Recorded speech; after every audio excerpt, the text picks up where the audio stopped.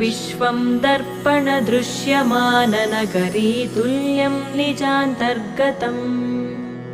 पश्यन्नात्मनि मायया बहिरिवोद्भूतं यथा निद्रया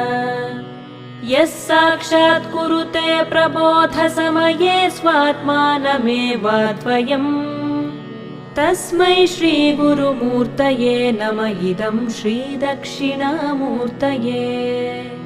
तस्मै श्रीगुरुमूर्तये नमः इदं श्रीदक्षिणामूर्तये